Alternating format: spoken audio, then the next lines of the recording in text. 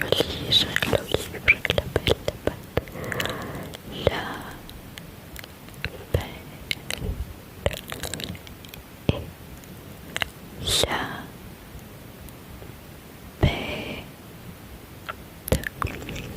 Belle et la Bête.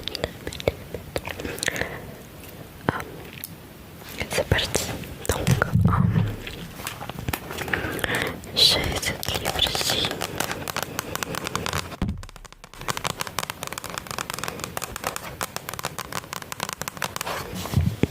Donc, La Belle et la Bête. Il était une fois un marchand très riche. Il avait 6 enfants, 3 garçons et 3 filles. La cadette était si belle et si intelligente qu'on compte seulement des enfants que la belle enfant. Ses sœurs ont été très jalouses. Elles avaient beaucoup d'orgueil. Passaient leur journée au bal, au théâtre et à se moquer de Belle, qui préférait lire des livres. La richesse de la famille est inconnue de plusieurs prétendants demander la jeune fille en mariage. Pourtant, aucun ne se révéla assez bien pour elle. Les aînés désiraient au moins un duc ou un comte. Belle, bien qu'elle remercia ce qui souhaitait, le besoin préférait rester encore quelques années auprès de son père. Or, le pauvre marchand finit un jour complètement ruiné. Il ne lui restait plus qu'une petite maison de campagne. La famille s'installa et n'a d'autre choix que d'y travailler comme des paysans pour vivre. Alors, les jeunes hommes qui courtisaient les filles disparurent en même temps que sa fortune. La Belle et ses 3 fils labouraient la terre. Belle se levait à 4 heures du matin pour nettoyer la maison et préparer le dîner pour sa famille.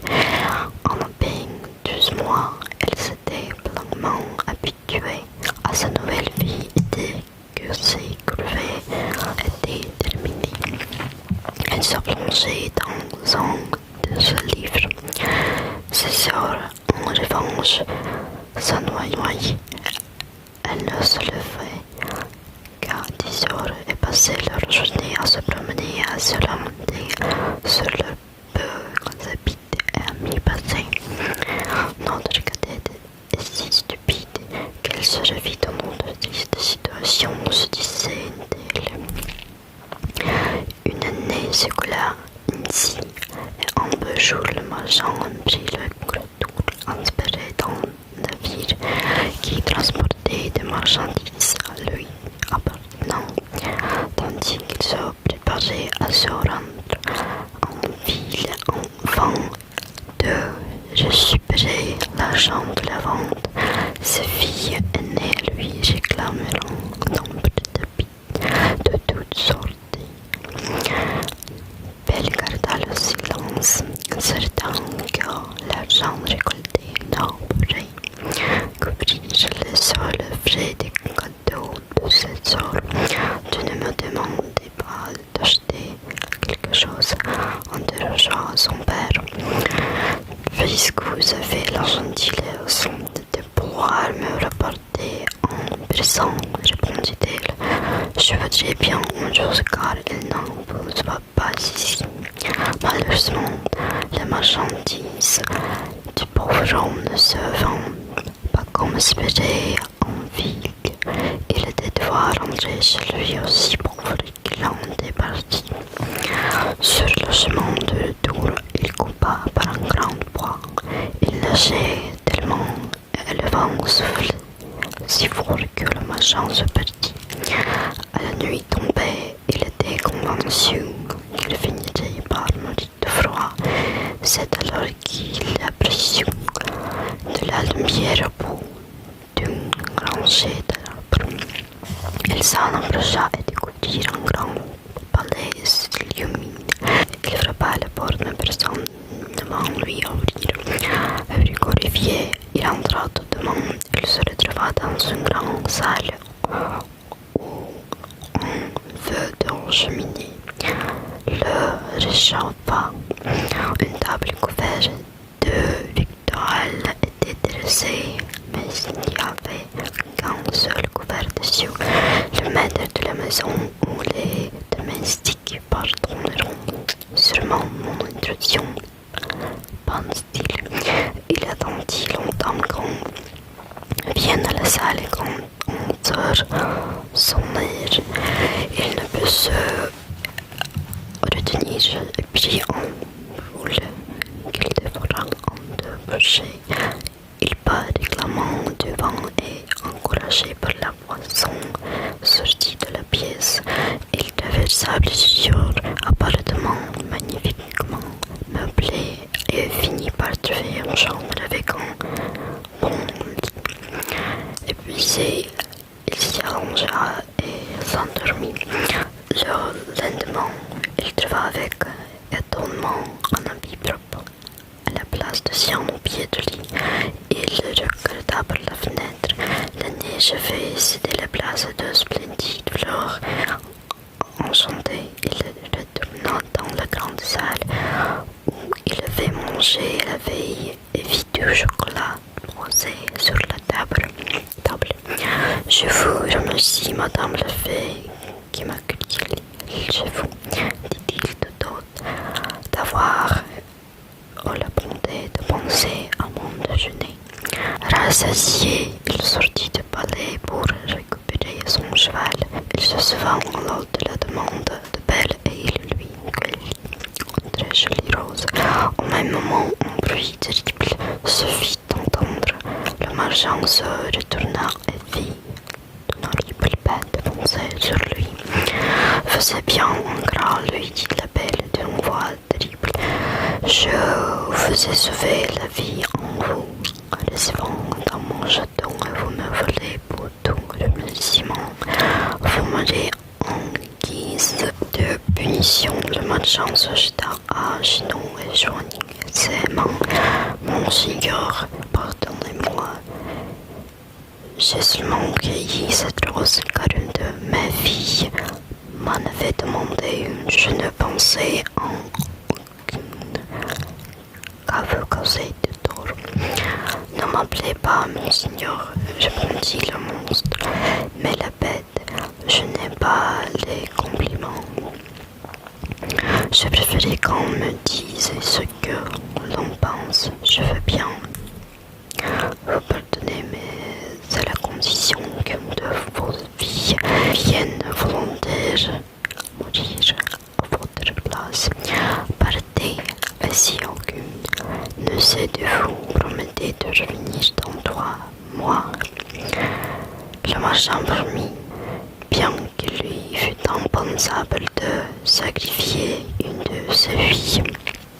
Il avait simplement l'intention de les embrasser une dernière fois avant de partir et retourner dans la chambre où vous avez passé la nuit.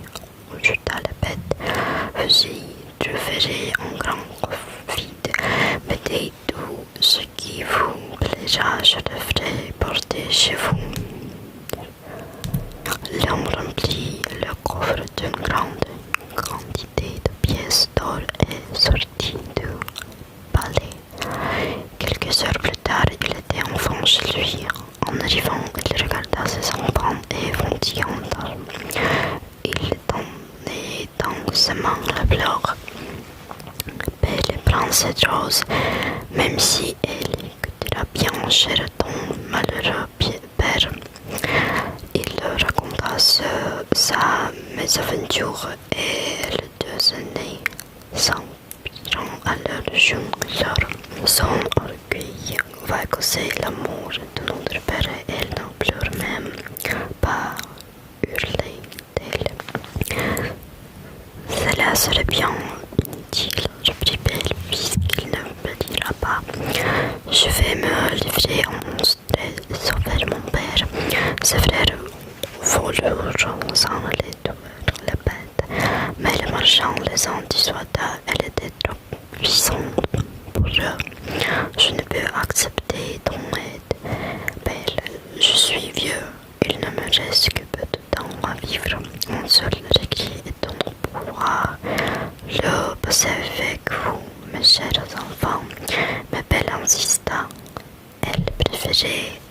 dévoré par le monstre que de mourir de chagrin de la perte de son père. Les marchands étaient si tristes qu'il plia de leur parler du coffre rempli d'or subit. Et l'autre va dans sa chambre comme l'avait affirmé la bête. Il confia l'existence de la caisse belle qui le pria de s'en servir pour marier ses sœurs à deux prétendants qui étaient venus leur rendre visite en son absence. Le jour de départ arrivé, le père et le frère de Belle pleuraient à chaudes larmes. Ses sœurs finirent leur chemin. Belle resta forte pour ne pas s'ajouter à leur pain, prit la route de palais en compagnie de son père. Comme la première fois, tout était illuminé et ils trouvèrent dans la grande salle une table magnifiquement servie avec deux couverts. Ils se mirent à la table bien qu'ils n'eussent pas le cœur à manger. Après le super, ils entendirent un grand bruit. Le marchand fit ses adieux à sa pauvre fille en pleurant et s'en alla. Le monstre arriva et Belle ne put s'empêcher de frémir en voyant son horrible figure. Est-ce de bon cœur que vous êtes venu? Oui, répondit-elle en tremblant. Vous êtes bien bon, dit la bête. Je vous en remercie. Et la créature se retira. Durant sa première nuit dans le palais, Belle vit une dame en songe qui lui dit que la bonne action qu'elle avait faite en se sacrifiant pour son père ne resterait pas sans récompense. On m'attend bien que, persuadée que la bête le mangerait le soir, Belle ne se laissa pas aller au chagrin et alla se promener dans le château. Elle découvrit sur une porte l'inscription appartement de Belle. Elle ouvrit avec précipitation le fut de pluie par la boutique qui rinait son émerveillement s'exulta en découvrant une grande bibliothèque. On ne veut pas que je m'ennuie, dit-elle, de pas à croire que je ne vais pas rester ici qu'une seule journée. Ses pensées la rassura. Elle fuit dans la bibliothèque et trouva un livre avec écrit en lettres d'or où souhaitait commander. Vous êtes ici, la reine et la maîtresse. Elle inspira tellement seule, suis de voir mon père en ce moment qu'elle ne fut pas sa surprise quand, en levant les yeux, elle découvrit un grand miroir dans lequel apparaissait l'image de sa maison, de son père y arrivant, le visage triste. Ses sœurs se dirigeaient vers lui, des grimaces factices affichées sur leur visage. Soudainement, le miroir, devant le miroir, et tout disparu. À l'heure du dîner, Belle alla se mettre à table et attendit l'arrivée de la bête en frémissant. Belle, lui dit-il, voulez-vous bien que je vous regarde souper? Vous êtes le maître, répondit-elle en tremblant. Non, vous êtes ici la seule maîtresse. Vous n'avez qu'à me dire demain les yeux, je vous ennuie et j'oserai de suite. Dites-moi, me devez-vous de lait? C'est vrai, affirma la Belle, car je ne sais pas mentir. Mais je crois que je vous ai bon. Mangez, Belle, lui dit le monstre, et tâchez de ne pas vous ennoyer dans votre maison, car tout ceci est à vous. J'aurais du chagrin si vous n'étiez pas contente. Vous êtes bon, répéta la Belle, et quand j'y pense, vous ne me paraissez même plus si laide. Oh, madame, je le cœur bon, mais je suis un monstre. Il y a beaucoup d'hommes qui sont plus monstrueux que vous. Je préfère votre figure à celle d'un homme qui cache sa véritable nature. Belle se bat de bon petit et appétit. Elle n'avait presque plus peur de monstres, mais elle, féline, s'est ouverte quand il lui demanda: Belle, voulez-vous être ma femme? Il lui fallut quelques minutes pour répondre. Elle avait peur de